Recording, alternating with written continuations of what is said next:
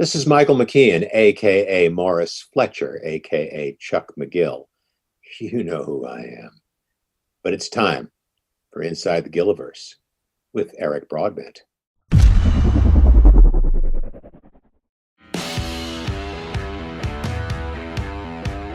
You're watching Inside the Gilliverse, talking all things Breaking Bad, El Camino, and Better Call Saul. Brought to you by the Royal Baubles Collection at bobbleheads.com. For all your favorite characters from the Gilliverse, shop the Royal Baubles Collection at bobbleheads.com. Also brought to you by Rode Microphones, the official microphone supplier of Inside the Gilliverse. See their entire lineup today at rode.com. Now please welcome your host, Eric Broadbent.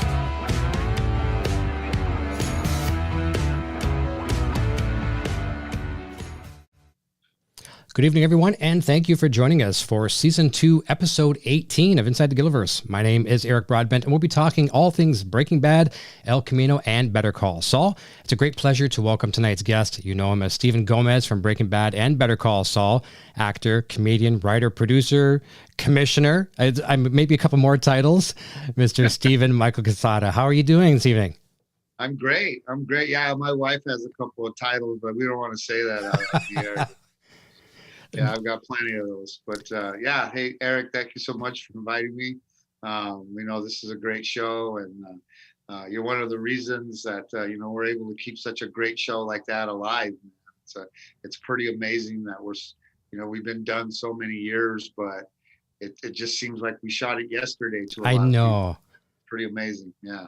Well, thank you for the kind words. And that's the thing, too, that the show's never going to die. I mean, there's a lot of people like myself keeping the spirit alive, just one of many.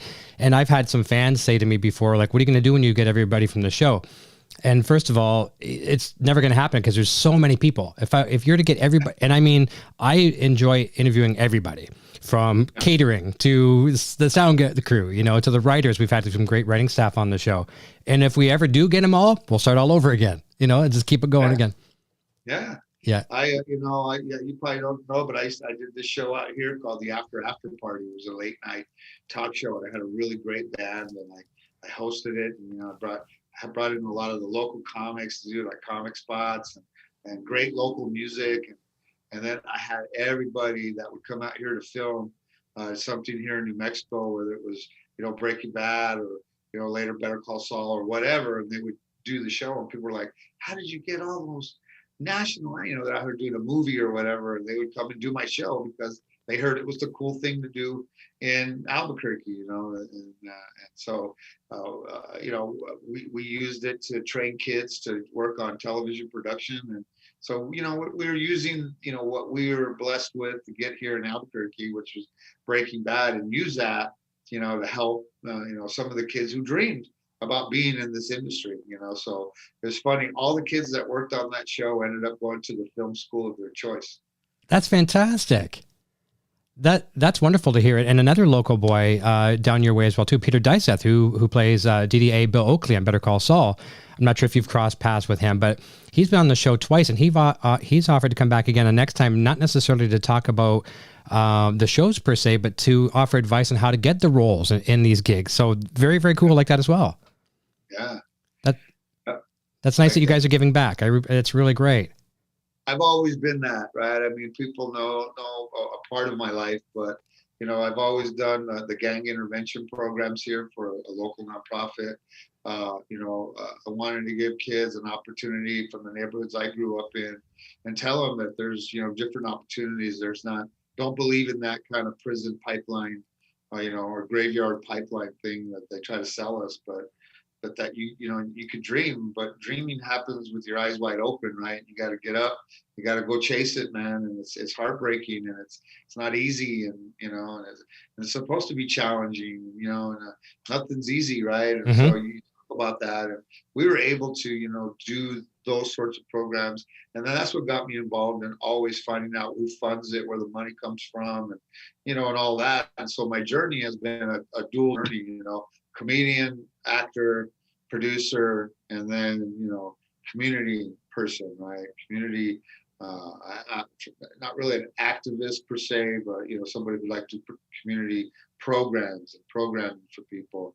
And then eventually, found myself on the Board of Education for Albuquerque Public Schools, and then I just started my second term as County Commissioner here in Bernalillo County in Albuquerque, New Mexico, just because I want to fight for those dollars. I want to fight for those programs, and those decisions are made up on that dais, and I wanted to be sitting there, and so kind of really put my career on hold for a little bit here because it's so time consuming, but it's the right thing for me to do, to give back, not only from the blessings that Vince Gilligan gave me when he casted me as Gomez in Breaking Bad, but but the community who supported me as a comedian all these years, right? And so this was my way to give back.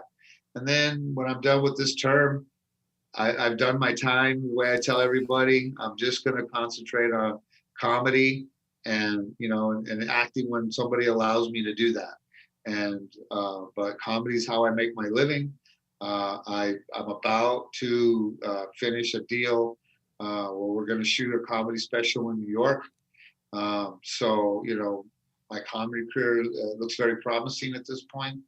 And I was just in Cleveland. I'm going to be in Chicago next month. So COVID put a kind of a damper on that for a minute.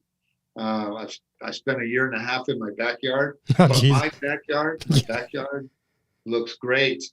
Yeah. Yeah, I'm like the new Mr. Miyagi backyard. Right? I've got grow boxes and gazebos and pergolas, and I had to do something. I know. was going to lose my mind for a guy who works 7 days a week to all of a sudden going to not working any days a week was very hard on me. And I always thought, man, I can't wait till this is over, and I can't wait till I could just relax. And you know what I found out? I don't want it to be over. I don't want to relax. Yeah. I'm still good. I'm still good to be in the game, We're all learning. We're adapting, various ways, obviously, with the hands that we're dealt, right? But yeah, that's one of we're going to jump backwards a little bit. So you've kind of answered part of my question, but the first question I was going to ask you was more of a comment and a question. But you went to high school in New Mexico. You went to university there. You're actively involved. You obviously filming in New Mexico and Albuquerque, and with the commission that you're working with as well too. I mean, something's very, very passionate about hometown. What is it about the community and just the people of Albuquerque, New Mexico that you could choose to go anywhere, on your comedy career, acting career, but home is really special to you. And why is that? Well, two main reasons. My family goes back 500 years here in New Mexico. Wow. So, when I tell people, hey, bro, we didn't cross the border crossed us. Right? We're like, hey, we're sorry, man, but we've been here forever. And so the land means something to me. The people mean something to me. And you're right. For an actor, right, you want to be in LA or New York or, Atlanta. There's other bigger markets for actors to be in if that's what you're going to do. But, I'm a comic. I'm a stand-up comic, and I'm on the road. So it doesn't matter where my home is. I'm in a hotel room, 6-7 days out of the week anyway, right? So, I wanted to raise my kids in the land that is our people's, culture and our heritage, and I wanted to give them that opportunity to live here. And if they decide to move on to a bigger city, bigger opportunities, then they should, and they can. But, I just wanted them to kind of, be raised here. Despite what you see in Breaking Bad, every city has that, so we're not unique to that whole storyline of the methamphetamine and the cartels and all of that. People automatically think, well, border cities, cities closer to the border. But, these problems are everywhere. And I know that because I'm in a different city every other weekend, Mm-hmm. So I could tell you, I watch their news, I talk to their elected officials. I try to understand some of their dilemmas and problems. And we're all the same. This country is pretty uniform across the country for the most part. You live in a more of a rural area, so it's probably not as much there. But Albuquerque is a combination of rural and urban, right? Mm-hmm. Because we have the Rio Grande Valley, and there's a lot of farms and growing right through the middle of the city. So it's separated, through a river. The east side is already developed. Now the new development is on my district, which is the west side. And, but now we have TV and film as a real viable job choice, here in New Mexico, whether it's in front of the camera or behind the camera. So I've spent a lot of time working with, how do we improve that? What do the incentives look like? What's in the incentives, and what kind of wording can you do to ensure that New Mexicans get, a part of this, right? It's better than just being a doc where you come in and you make your movie and then, and then you go, and then the money doesn't really stay in New Mexico, but yet we give you 25% or 30% back of the money that you spend. And how do we become our own self-contained, viable competitor in the film and television industry? And that's by, having producers and writers and executive producers and directors and actors and camera guys and all those guys, who live here, and be able to make connections in Hollywood or New York, and grow an industry here. So we're not just a doc, but we're actually a viable contender in this industry. And someone like New Mexico, it's huge for us, because it's either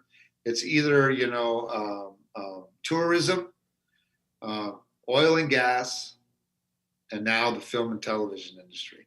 That's what we got, and that's not a lot, right? That's not a very long list for a state to survive on. Oil and gas, although is very big and does a good job here in New Mexico, it's really the only game in town at that level. But the film and television industry within the last 10 years, it's climbing, giving them a run for the money. Yeah, and that's what we want, right? We want that. That's good. That's good. Well, good on you, and good on the people as well, too, for making a name for themselves. There's a good super chat coming in from our member, and a super chat from Ragava. Ragava says, just wanted to say your scene in the episode Face Off with the burger flipper story is one of my favorites. Love seeing you back in Better Call Saul 2. What was your favorite scene? So you could, I know that's tough. It's like picking a favorite child, but and I know as a dad, I know it's tough to do. But what would you say is one of your favorite moments in either Better Call Saul or Breaking Bad? You've got lots on that one. Yeah, wow. It was just amazing to be there. As a comedian, I felt I got better every season. I was under a lot of pressure all the time. I'm working with the greatest, I thought at the time, actors on the planet, and definitely the best writers on the planet. And you're working with Dean Norris, who's a monster actor, and so. Any opportunity I got to do work with Dean and some scenes with Brian were amazing, fun to do. But for me, I think as the guy who played Gomez, the fun one, and it was the sad one, was out in Tahajali, right? And our final scene, because here I played this pretty tough DEA agent, but I never ever pulled my gun out of its holster. My character was never in any of the shootouts or any of the stuff that Hank did, or you know what I mean? Matter of fact, my gun in Breaking Bad was actually glued into the holster. It didn't come out. I didn't know that. Yeah. That's cool. There was never a scene where they knew I needed to use a gun. So they gave me a gun that was glued in the holster that I put on. And it wasn't even real. We know they're not real guns. Of course. But it was as fake of a gun that you could actually get. Piece of it didn't even come out of the holster. Yeah, that's right. So it was fun to, have some action. Although it was mostly gunfire action, it was fun. And it meant a lot to the story. And it was really, I think, a test to think, okay, do people really love Gomez? Or if they don't, this will be the final test. And, and after that episode, I went to social media to see what people were saying about it. And it was great to read all the comics saying, I can't believe they killed Hank and Gomez, because usually when people talked about Breaking Bad, they only talked about Hank. They really didn't talk about Gomez. Right. They forgot about Gomez as a character, that had been on since the pilot. Yep. There's only one actor that has more episodes than me than the main cast, and that's Bob Odenkirk. Yeah. Well, I was looking. This is me. That's right. Well, you've been in every year. I mean, you, Skinny Pete, and Badger are the only characters that were in every season of Breaking Bad. Yeah. So that's, the non-main characters. That's fantastic. Yeah. 33 episodes of Breaking Bad, 2 episodes of Better Call Saul. I mean, that's a serious character. It is, and we were hoping that it would be a catalyst to, a bigger career, because that's really what we're all trying to do, is make more money for our families and have more opportunities for our families.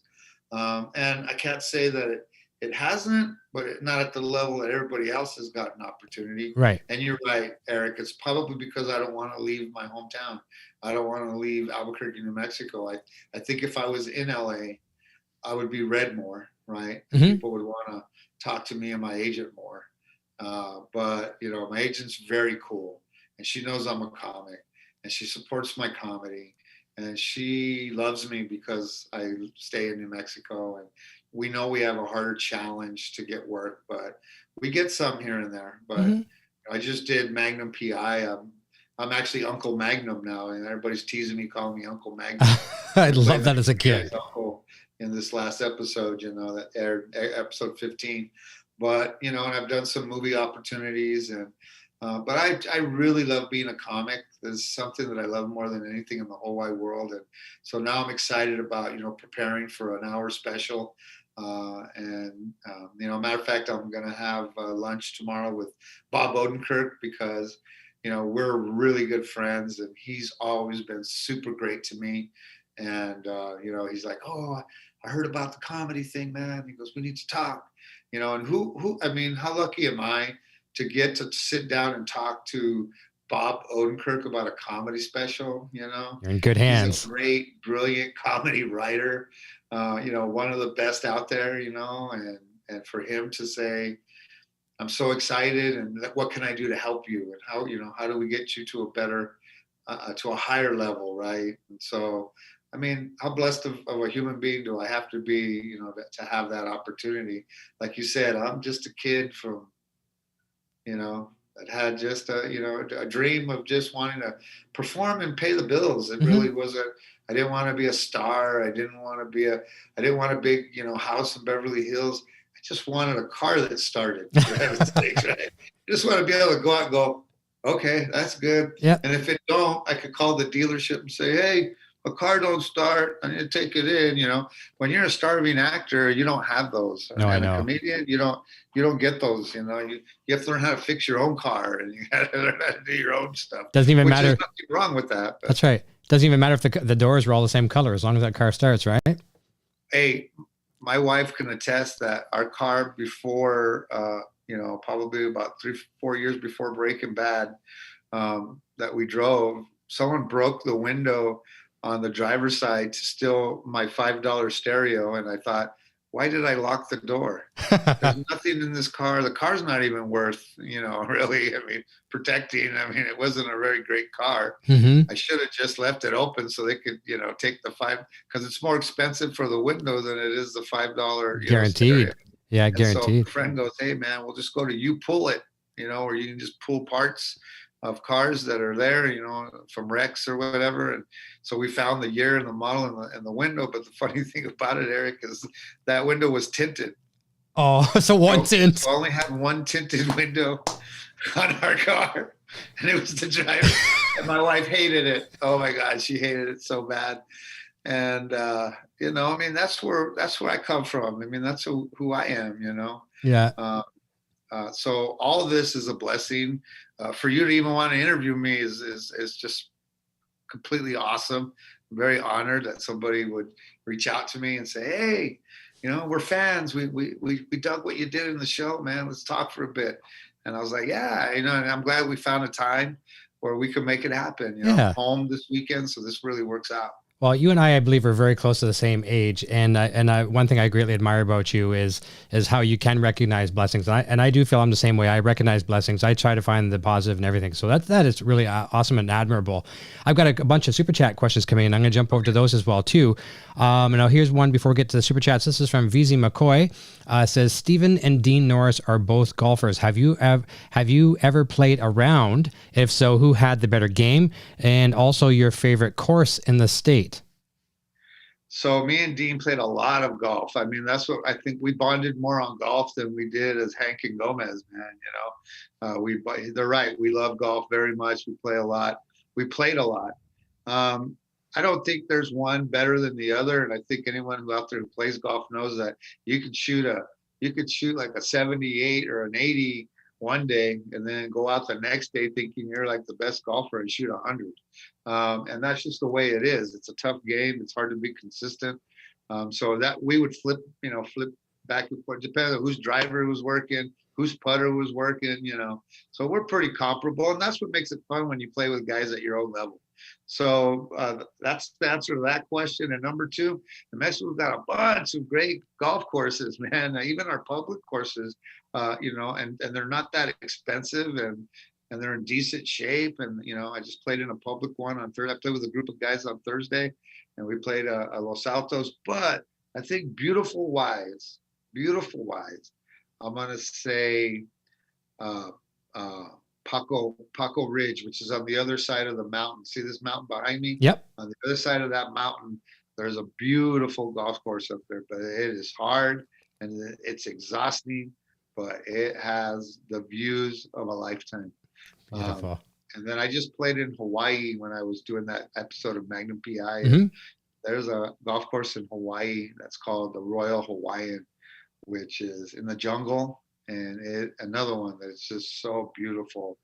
But either one of these courses, you don't go there to work on your game. No. Oh no! Bring a lot of golf balls and leave your ego in the car. Yeah. It's a very humbling game as it is. That's something I maybe you'll appreciate. I love golf. I haven't played golf now in about 5 years, but I love it. And I myself look at golf as a beginner's luck game for some people. It was for me. I did okay at it. And so what I've done in my life is everything I try to do is I try to apply this analogy of golf. When you go out on the golf course your very first time, if you got a hole that's a par 5, don't try and get a par 3 on that hole. Don't try and eagle that thing. If you get like 10, 9, whatever, if you're lucky enough to do that your first time out there, be grateful for that. And next time try to better that by a couple. Yeah. It's all about making contact with the ball at first, consistently every time you swing the club, that you hit in the ball. Then you work on, direction, right? And then you start worrying about distance. And then once you can get all that in your bag, then you have to really worry about the short game, right? So how do I get out of sand trap? What's a good putt? What's a good putting technique, right? And speed. How do you, reading greens, Exactly. Most people don't know the game, but it is the hardest, most challenging, most humbling game that anybody will ever play. And people like me and you, we like that challenge. Exactly. That's what we like about it. It's the challenge, really. It's not the physicality of the sport. It's the challenge of the sport. I agree on that 100%. Well, in the comic circuit, we're going to talk about some comics here in a second from, let me see, this is from Adam Strickler. But on the comics circuit and the golf circuit, do you ever play with George Lopez? Yeah, me and George Lopez are really good friends. We've been friends since the 80s. I've been a comic. Matter of fact, he's the reason why I have a really decent, comedy career before Breaking Bad, right? I did all the comedy clubs in the Southwest. He hooked those up for me. I play his tournament every year. I play the George Lopez, golf tournament every year. I think this year, usually it's on Cinco de Mayo, but this year, because of COVID, it's going to be in October. And me and my wife love to go to that event and support George's foundation. But we text each other once a week and check on each other. And nice. He's a super great guy, and a lot of us Latinos look up to him because he did the struggle first. He opened the doors for us first. That was one of the reasons why I really didn't do any acting, because there wasn't really a whole lot of opportunity for Latinos in the film and television industry. I said, joke, I said, hey man, there's only one role this year. It's for Pepe, right? So we'd all audition for Pepe. Yeah. But what they don't realize is you had 5 million people auditioning to play Pepe. And I said, you had a better shot at a lottery ticket, man, you know? Yeah. But comedy was more accepting of Latinos, right? Comedy isn't really a thing about, you know, color or race or comedy kind of surpasses that, right? A character is just a character. A person's just a person, you know? Mm-hmm. People ask me what kind of comic you are. I go, I'm an American comic. They go, yeah, but you got a Chicano accent, and I've seen your show, and you talk what it's like to be about being a Chicano. And I go, well, I know, but you realize Chicanos are Americans, right? We've been here for, you know, we were here before it was America. Yeah, man, a lot of us, you know. That's right. So we're Americans. My father fought in World War II, Korea, and 2 tours of Vietnam. My father, so. Wow.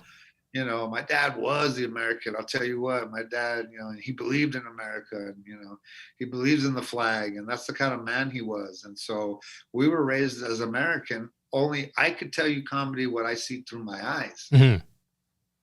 That's the best comedy for me anyway, is my experiences. And as I tour the country now and people come see me, they're like, oh my God, it's like you have a camera in my home. Oh, nice. I go, I know, because the human experience is the human experience. There's no color or race to it, man. Yeah. It's just the human experience. That's well it. said. Pretty simple. Well said. Well, next time you're talking to George, tell him I said hi. George has been on my show before, not this show. George was good friends with God rest his soul, Eddie Van Halen, and so he was with Eddie like a lot, and so I had him on the show, and we were talking about. So yeah, George is a great guy. He really treated my son and I to a nice VIP stuff at the casino and stuff, which was great. But here's a question talking about the comedy. Adam Strickler says, "Hey Steven, who are some of your favorite comics?" And second question, is it true Dean Norris only agreed to play Hank if he was allowed to wear women's perfume while filming scenes with you? That is something that Dean sounds like he made that up. But yeah. I wished he smelled like women's perfume. He didn't smell like that. Okay. Yeah, so I don't know about that one. Actually, now I feel sad that he was supposed to be wearing women's perfume. I'm going to tell him. I'm going to text him, say, "Hey, what happened to the women's perfume, dude? You could have done me a favor and worn that for me, please." That's right. I don't, you know, I when I first started looking at what comedy was and what a comic was, when I first started in 1987, you know, I looked at comics. I did, you know. I saw what Richard Pryor was doing and how he was doing it. I watched, Robin Williams and his style and how he approached and the physicality of comedy. And, I was a big fan of Freddie Prinze, just because he was, you know, somebody that we had never seen doing comedy. And he's the one who kind of cracked the door open for Latinos in stand-up comedy. So, but, you know, I mean, after, I started my own career, started doing my own thing, I just totally stopped watching stand-up comics because, you know, I see them when I'm on tour, right? I see the opener, I see the feature. I mean, that's where I kind of watch comedy, I guess. But it's sort of like, if you're in the construction business and then you come home and watch the Wood Channel, you know what I'm saying? And you don't, right? You come home and you watch other stuff, and because your life is construction and wood and that kind of thing. And that's how I felt about comedy. That was my life. And when I was home, that wasn't my life. That was only out there. Mm-hmm. And so I have bigger interests, you know. I'm a nerd. I like watching the Discovery Channel and the Science Channel and stuff I should have paid attention to when I was a kid, where it probably would have made a difference in my life. But now I'm just interested in it. And I just like to watch that and learn from that. And I watch brainless TV, like, Finding Bigfoot and stuff like that. These rabbit holes we get into, right? I love that one because, you know, it helps me write material. So that's part of one of my new gigs is the whole, Bigfoot thing. And so and that's where you actually write comedy, right? Write your own comedy and write original comedy. And that's not by watching comedians, it's by living your own life and learning other things, right? To be creative and have a different twist of what comedy is to you and what it means to you. So. Awesome. Here is a question from Zoko Santos, and we're going to jump over to the audio questions here soon as well, too. So the questions are coming in steady. This is great. So Zoko says, has your dynamic with Dean Norris impacted you to become more successful with a federal character? Also, any memorable behind the scenes with Dean and Aaron on season 5? So I I play every character that anybody will offer me, and I try to bring a sense of reality to it, or I try to connect it to maybe someone I know.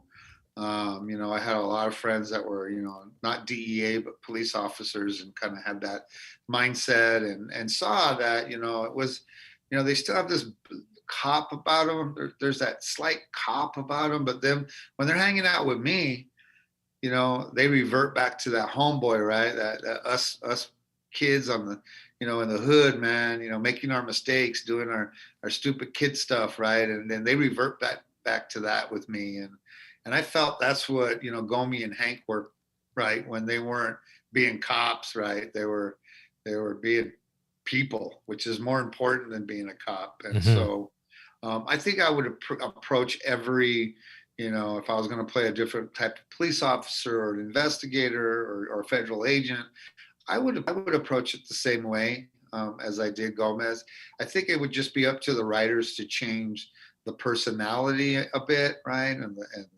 And fill in all the holes and the gaps of the character that you would do, through the writing.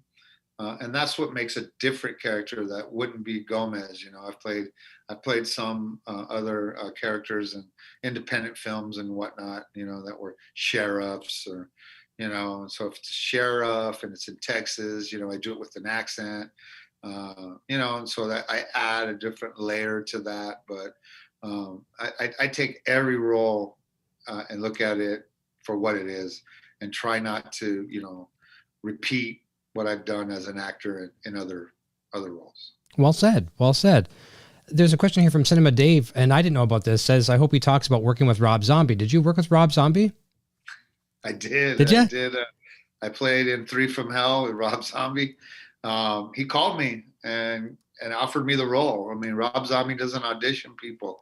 He's fans of different, actors out there, and I don't know how he ended up being a fan of Gomez, but he was definitely a fan of Gomez on Breaking Bad, and he really wanted Gomez in his movie, and so he went through my agent, and he called me up, and I'm like, hello, and he goes, yeah, this is Rob Zombie, and I'm like, yeah, right, who's messing with me? And then he follows with, do you think somebody would actually just call you and pretend they were like Rob Zombie? And I'm like, well, no, that's a good point. They could be somebody else, right? Anybody. Yeah.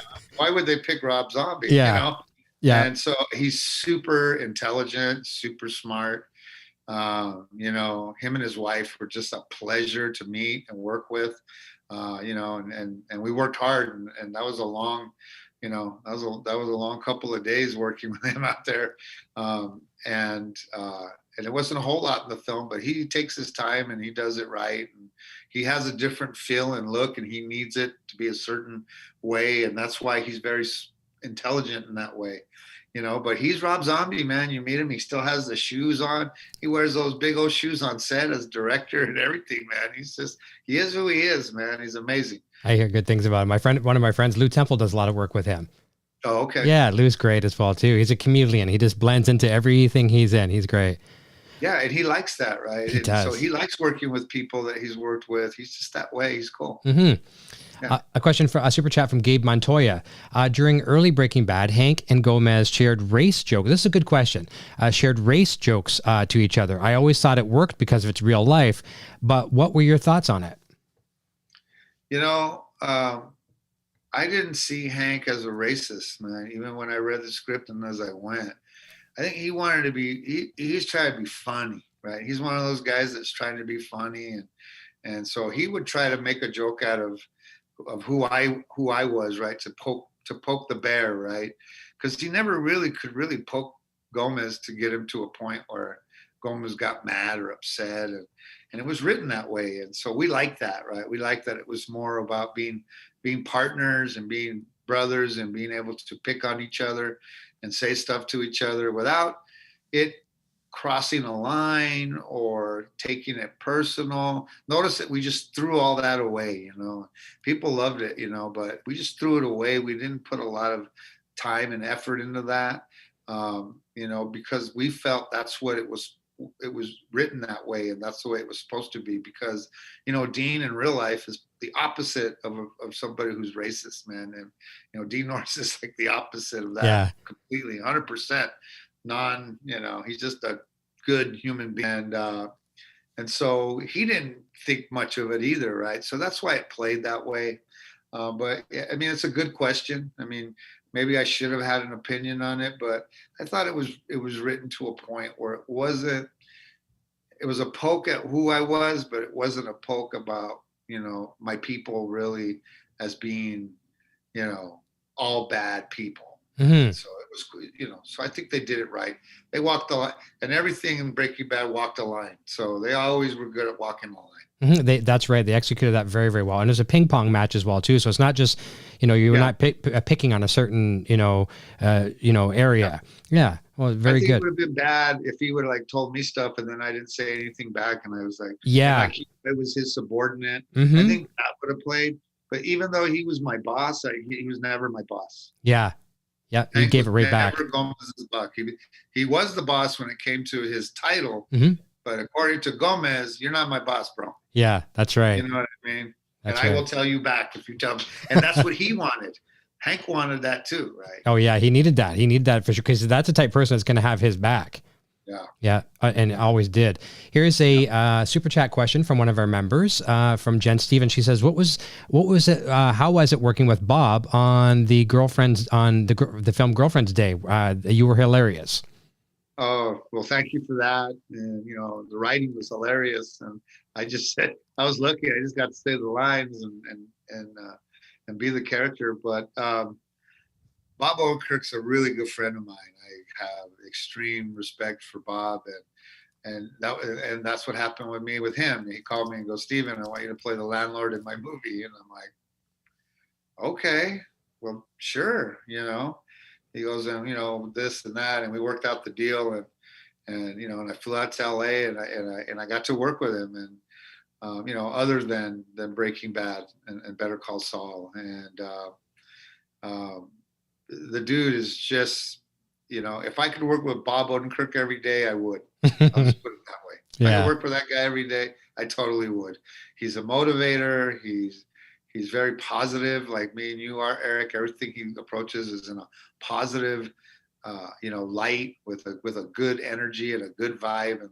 And yeah, I mean, I'd like to see more movies out of him. And if anyone didn't see Nobody, you have to see Nobody. You got to give him props for what he did in Nobody. And so I texted him after I watched it, and I texted him and I said, "Who should see Nobody?" Everybody. Yeah. And that's when I texted him, and he was so happy that I did that. And he respects my opinion, but he did a fantastic job in his film, man. Sandra and I here, my better half, we rented it on demand here. It was great. Yeah. And he's like, you know, the underdog guy that becomes a superhero. I know. We don't really ever get to see that, right? Sometimes the role is written that way, but it's like Tom Cruise playing that. And you're like, yeah, you're never the underdog. That's right. You've never been the underdog. You've never been Keanu Reeves or. Yeah. But with Bob, you totally think, yeah, that dude's the underdog, man. He's not the typical, you know what I mean? Missing the garbage every day, you know, like the real pushover. Yeah. That's the guy that, you know, and so they did it right. It was perfect in every way for me. And I'm a big fan of that film. That's awesome. Here's two questions. And this is great. The fans are killing it tonight. They're really doing well, because there's only one question I want to ask you of mine. And it's something we ask every guest, and you're going to get a kick out of this. Well, I shouldn't say every guest, because I always forget. Tom Schnauz started this when Tom co-hosted for 10 episodes here with me, and he's coming back. But he's coined this little thing that there's a smell in the Gilliverse. So what the Gilliverse is this imaginary place in the universe that encompasses everything Vince Gilligan puts his hands on. And it has a smell, okay? There's a smell in the Gilliverse, and it smells like this and this. And there is technically a right answer, but what would you think? You hop in the rocket ship with all of our fans here.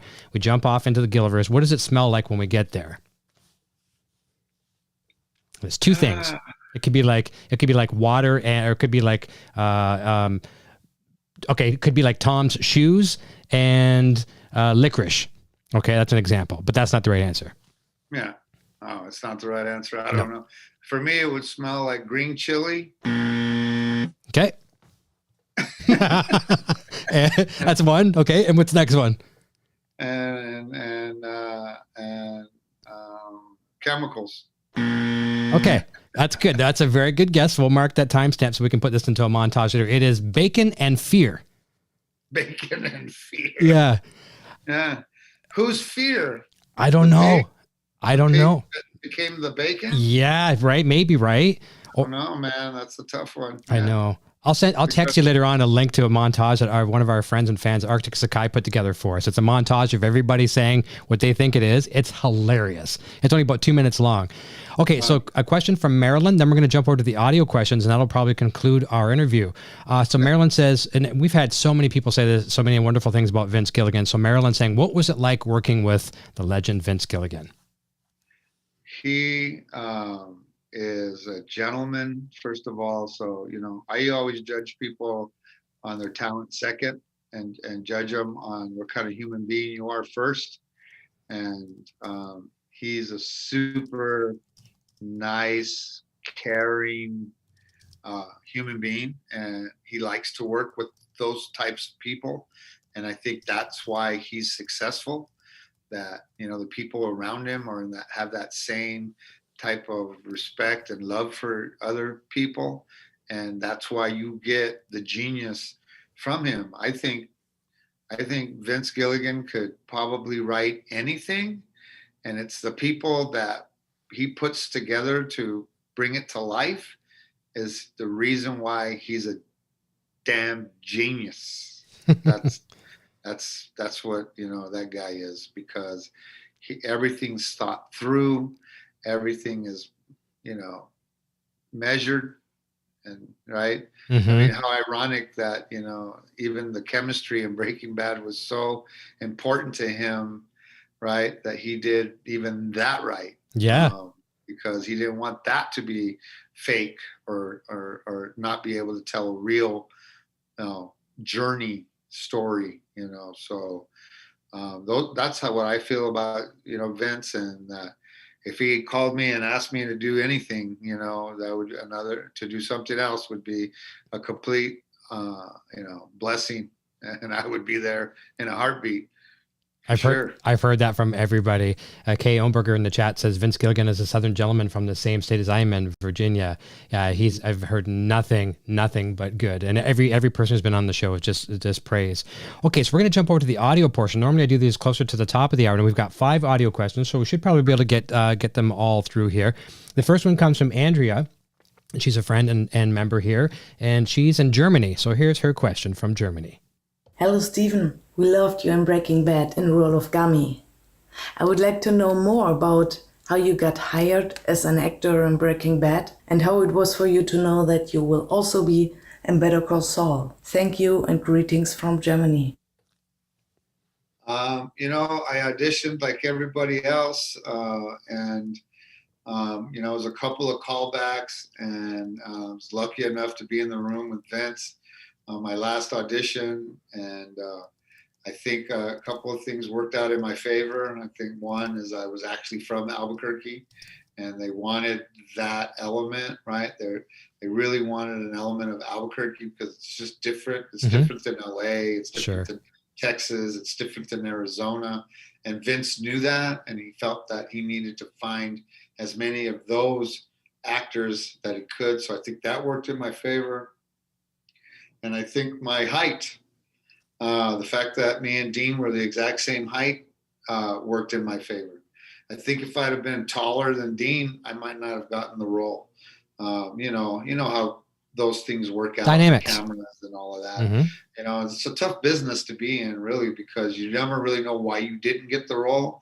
And you really 100% don't even really know why you got the role. All you do is you're happy to have the job, and you go in and do the best that you can, and you do the homework and you do the work and show up. But that's how I kind of got the role, like everybody else. I think he recognized me from like comedy, and he hired a lot of comics to do Breaking Bad and comedy actors. So I think maybe that might have played into me being able to play Gomez. I have a feeling if we get Dean on the show here as a guest, just because what I think I know about Dean, I have a feeling he's going to say he's an inch taller than you. Yeah, he is. Is he? He probably will, won't he? He'll say that, won't he?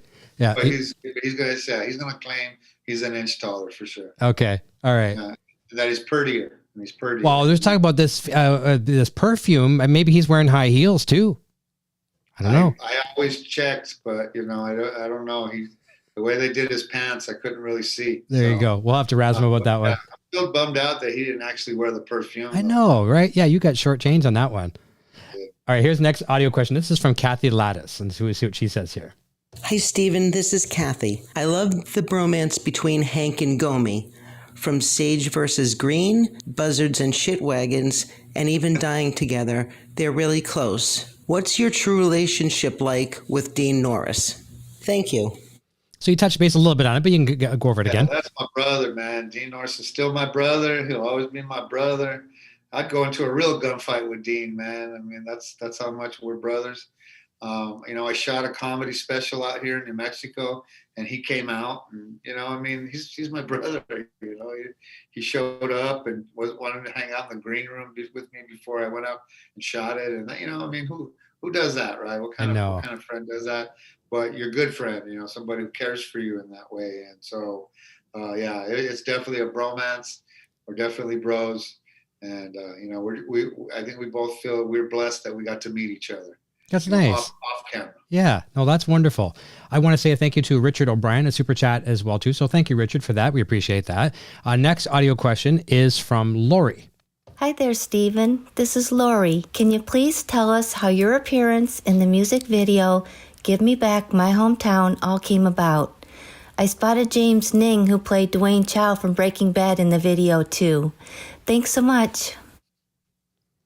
So Eric Church was out here shooting, music videos, and somebody said they knew me, and he was like, "No way! Would you think you'd play the priest in my music video?" And so I didn't know much about Eric Church at the time. I know now. Mm-hmm. He's a huge star and a huge country star. But I just thought I'd never done a music video, and that would be kind of cool to do, right? And so, I accepted, and I had a blast, and it was all the people here in the industry here working on it. So it was kind of hanging out with your friends and, shooting something. So it was fun.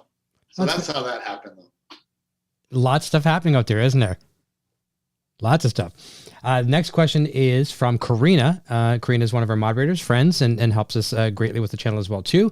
Here is her question. Hi, Steven. My name is Karina. You've said the plan was to originally kill off Gomez in season 1, just like Jesse. Would you say that the writer's strike was a huge blessing in disguise? It's 100%. I think the writer's strike was sent by God above to save Gomez, him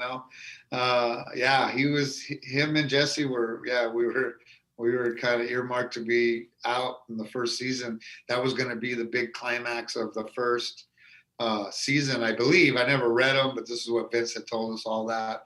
And the writing strike saved, I think it really saved the show. I think that if they'd have killed Gomez, they might have been able to find another partner that, could have come in and been okay.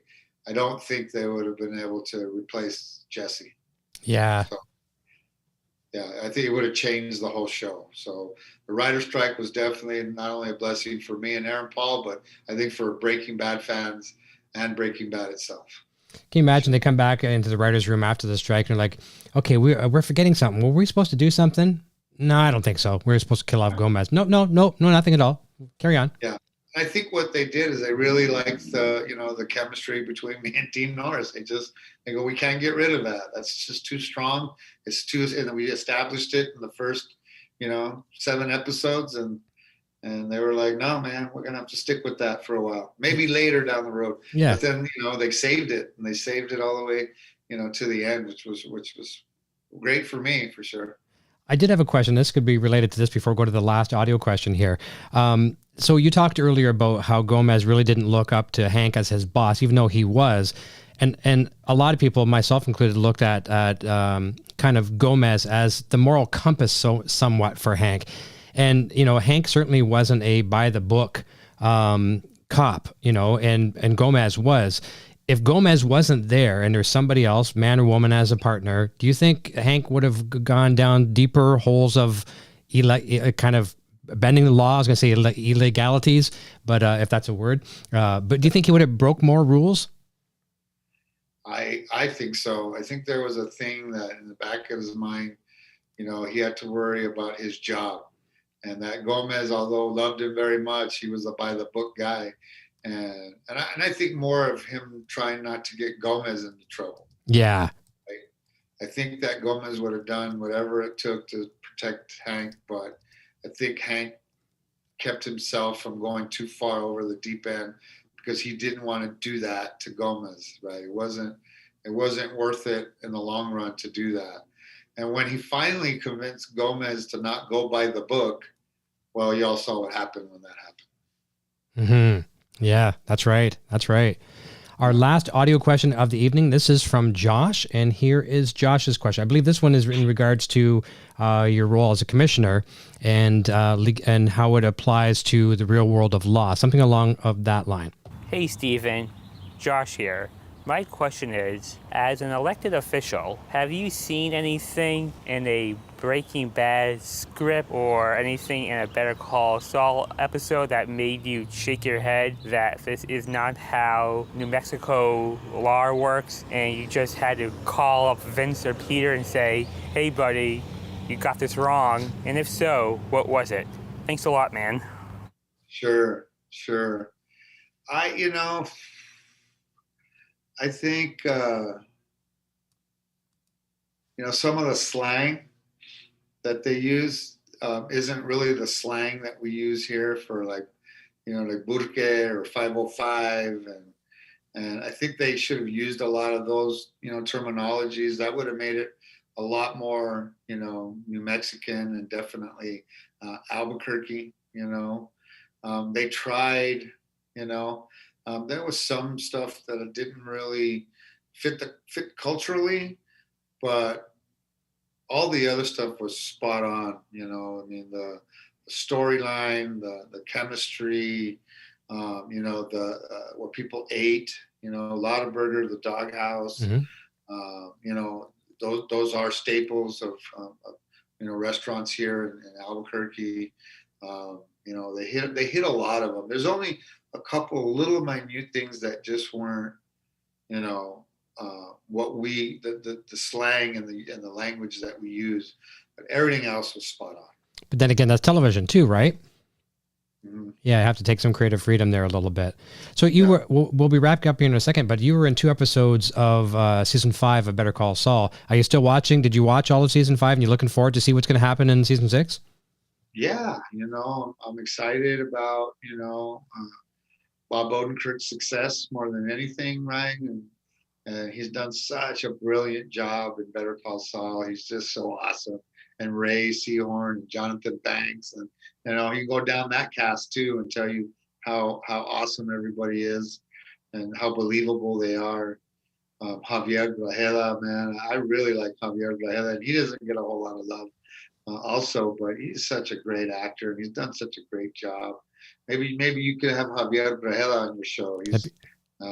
He's really good, and he's a good dude. You'll like it. You'll love talking to him. He's every time he comes into town, we go eat and hang out. We'll hang out for a while because we became really good friends. Well, share my number with him for sure. That'd be great. I'd love to explore some dialogue. Yeah, and so it was just an honor. It was so fun just to be with Dean playing Hank and Gomez again.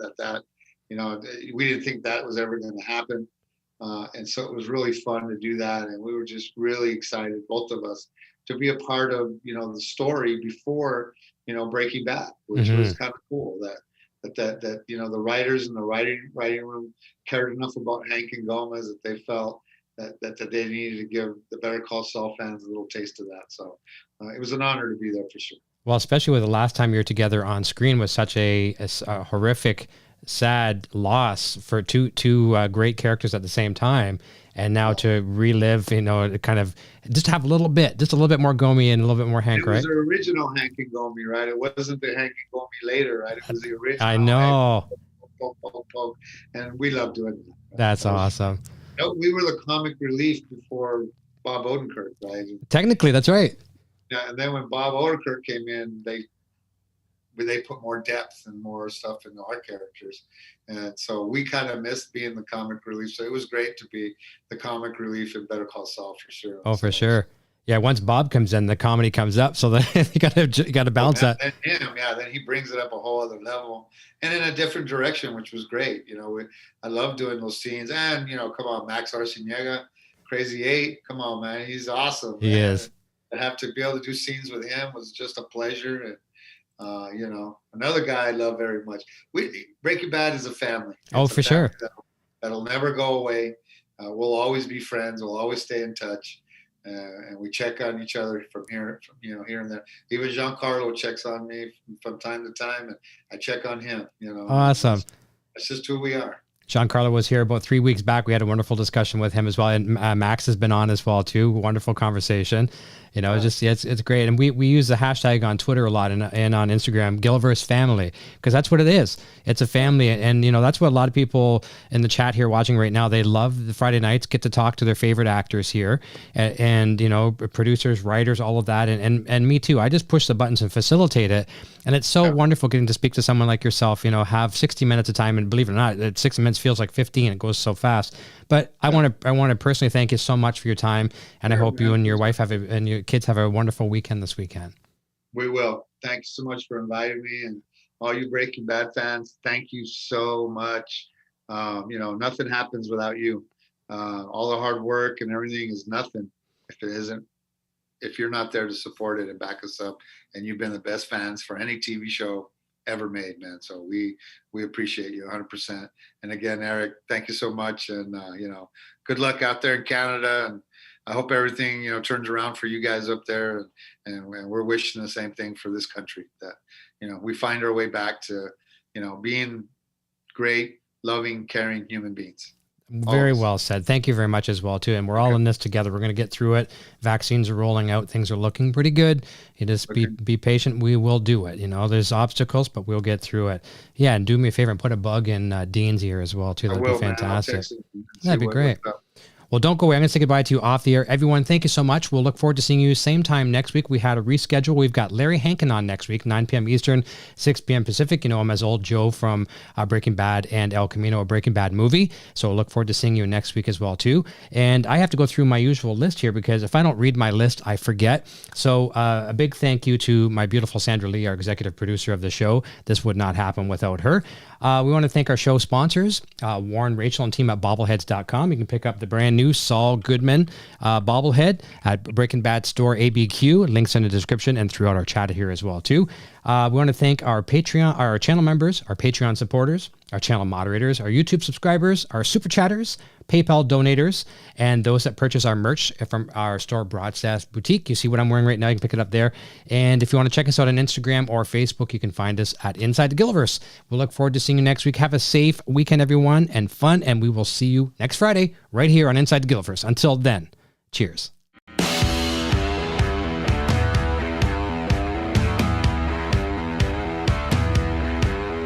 Thanks again for tuning into Inside the Gilliverse with Eric Broadbent. Be sure to check back each week for more great discussions and interviews with cast and crew from Breaking Bad, El Camino, and Better Call Saul. Please like, subscribe, and share this video with your friends.